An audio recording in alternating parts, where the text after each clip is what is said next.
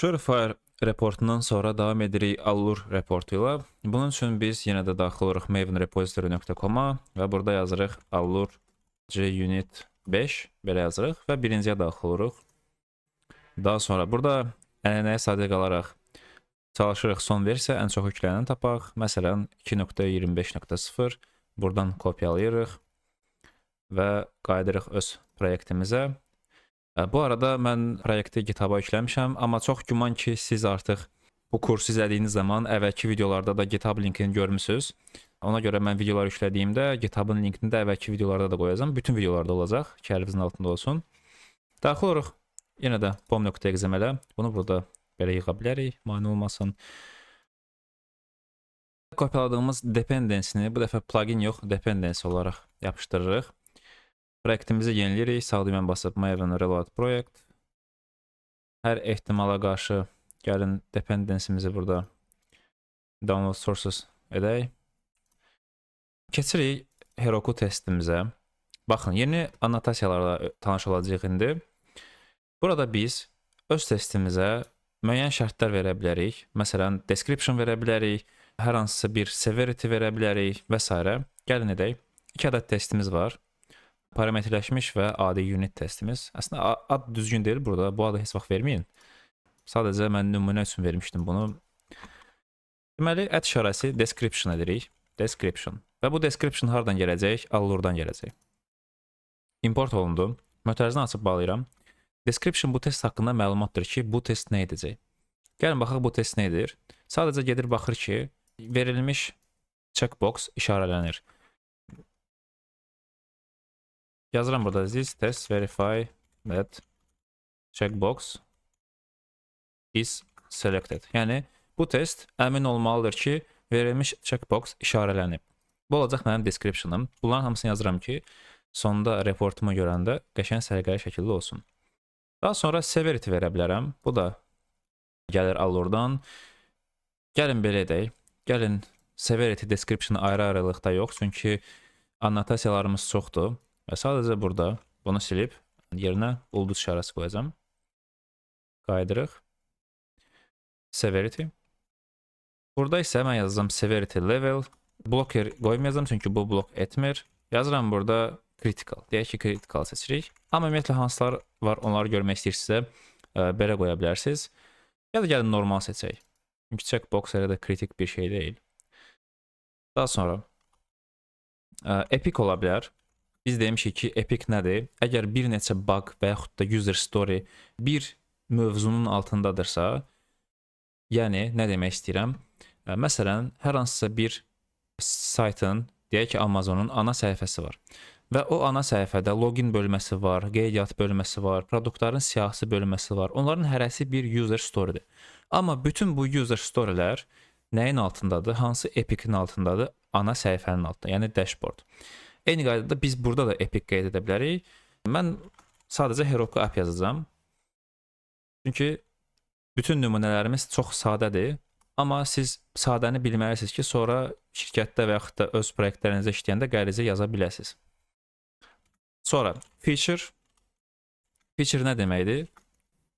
Yəni user story kimi nə işlənib? Bu epic'in altında hansı user story işlənib? Checkbox. Yazıram burada checkbox. Bir daha təkrar edirəm, məqsəd burada sizə annotasiyaları göstərməkdir. Və story-nin özü. Yazıram ki, burada istifadəçi, gəlin Azərbaycan yazaq, istifadəçi verilmiş checkboxu işarələməlidir. İşarələməlidir. Əla. Növbəti testimizə gəlin bu qədər şey verməyək. Sadəcə description-dan severity-ni verərik bu parametrayızda. Gəlin yazaq description və burada yazaq ki, parametrləşdirilmiş test. Severity-yə də severity yazırıq burada severity level nöqtə nə verə bilərik? Gəlin buna minor verək, yəni çox kiçikdir. Əla, reportumuzu necə görməliyik? Allur reportu necə görməliyik? Təbii ki, əvvəlcə testimizi run etməliyik. Yazırıq burada mvn clean test. Mvn clean test. Run edirik.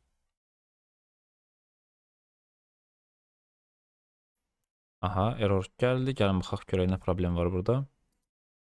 Gəlin daxil olaq POM XML-ə və baxaq ki, bizdə burada JUnit Jupyter Engine dependency var yoxsa yox. Aha.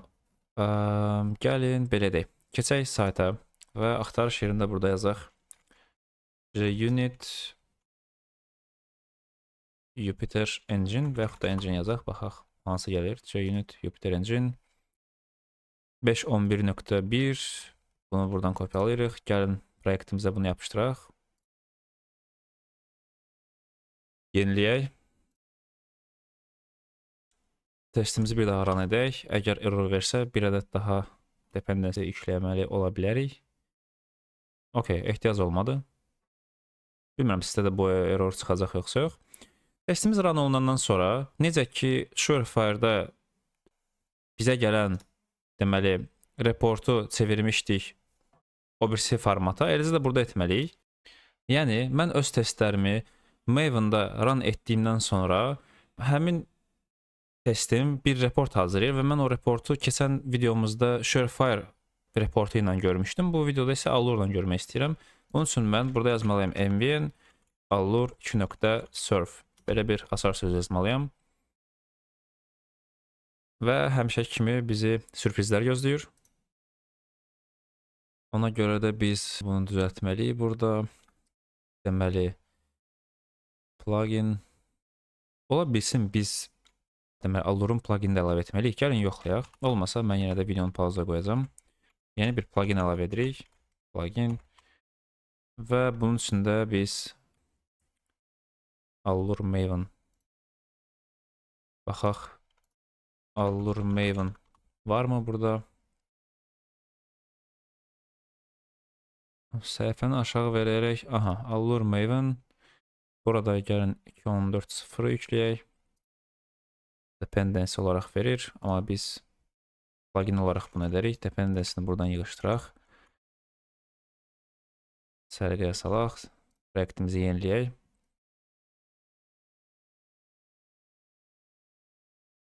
Və burada yenidən mvn allure surf edək. Baxaq görək, yəni error verirmi, yoxsa yox.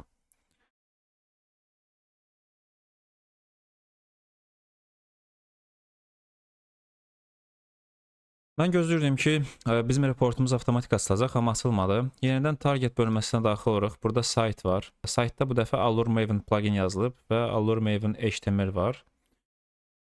Gəlin bu faylı açaq, amma nəsə bu fayl mənim xoşuma gəlmir. Open in, browser və Chrome seçirik. Belə bir fayl açılır. Təbii ki, bu mənim gözlədiyim deyil. Mən burada baxdım ki, əslində bizim reportumuz heç uğurla getməyib, alınmayıb, generasiya olunmayıb. Hər yerdə uğurlu göstərsə də bir ədəd error var, gözümdən qaçıb. Deyir ki, belə bir folder tapılmadı və bu folderin tapılmamasına görə o yarada bilmədi reportları. Bunun üçün biz nə edə bilərik? Yaratdığımız bu pluginin içində yeni bir tag açırıq və adını veririk configuration. Bunu bir dəfə biz vermişik. Və gəlin baxaq bizim digər konfigurasiyamız haradaydı. Oradan kopyalayıb bura gətirə bilərik. Deyəsən onu da silmişəm. Tamam, problem deyil. Özümüz yazarıq. Burada belə bir deməli results director olmalıdır. Və bunun içində biz belə bir şey yazırıq. project.build.directory /allure results. Allure results. Hala. Daha sonra konfigurasiyadan çölə çıxıb belə bir tag açırıq executions və bunun içində execution. Burada ID veririk. Adını veririk Allure report. Reportun fazasını veririk. Deyək ki, post integration test. Və goals veririk. Goal report. Əla. Bu dəfə necə run edəcəyik? Yazacağıq burada mvn clean test. Xatırlayırsınızsa, keçən videoda clean test sonra site yazmışdıq belə. Bu videoda isə birbaşa Allur 2.serve yazacağıq. Gəlin baxaq bizə nə verəcək. Necə sevindirir. Əvvəlcə testlərimiz run olur. Və yenə də bizə eyni erroru verir. Burada maraqlıdır ki, həmin o folderi Allur results. Xeyr, burada yox, targetdə olmalıdır.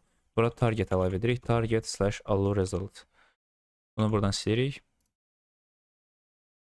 Düz burada reportumuzu hazırlayıb, amma xeyr, bunu buradan silək. Yenidən run edək. Mən pauza qoyacağım videonu. Targetdə düz olmalı. Targeti sildim. Gəlin özümüz əlimizlə burada yaradaq. Deməli, sağ element basırıq, new directory və bunun adını veririk Allur ortadan xətt results. Çünki eyni error alıram burada. Target Allur results. Allur results. Okay. Deməli, mvn clean test Allur serve. Pauzaya qoyuram videonu. Deməli, mən target folderini sildim buradan. Gəlin bir daha mvn clean test yazıb run edək. Və yenidən hər şey yaransın orada. Əvvəlcə testimiz run olunur, target folderi yarandı. Və nə edirik? Target folderin içində bir ədəd directory yaradaq. Adını qoyaq Allur results. Və indi yazırıq mvn allur 2.serve. Enter.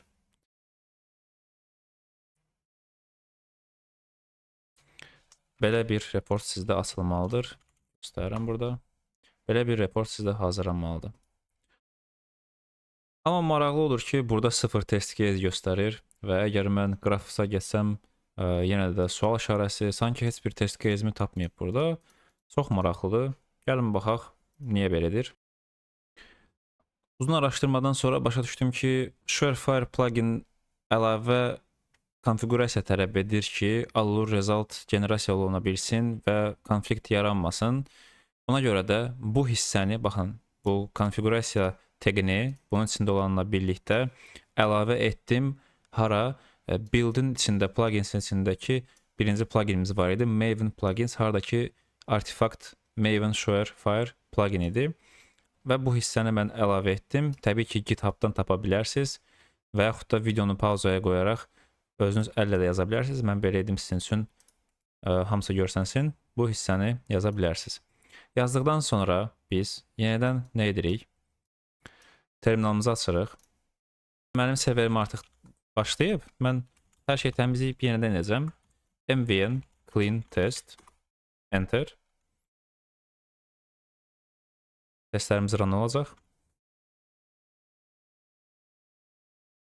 Daha sonra mvn deməli allur.serve. Və reportum hazırlanan kimi avtomatik olaraq serverdə açılır. 3 ədəd test case'im var.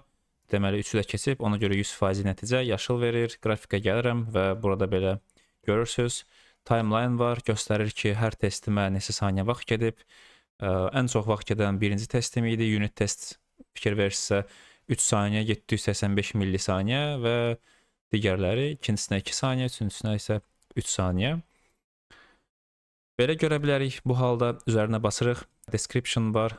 Göstərir ki, bu test nə idi, nə ilə bağlıdır. History yoxdur, retries yoxdur. Çünki təkrar etməmişik. Packages bizə lazım deyil. Suites. Burada da eyni şeyi görə bilərsiniz. Və Allur reportla da bu qədər. Təbii ki, Allur reportla edəcəyiniz çox şey var. Daha detallı reportlar hazırlaya bilərsiniz. Bizim məqsədimiz reportun olmasını öyrənməkdir ki, belə bir report var və bazanı öyrənirik.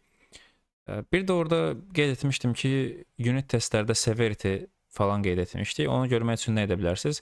Overview-da unit testin üzərinə basırsınız, sonra gəlirsiniz bura unit test və severity-ni görürsünüz, duration nə qədər vaxt tələb edib, description görürsünüz, deyir ki, this test verified, checkbox is selected. Bunu da biz yazmışıq.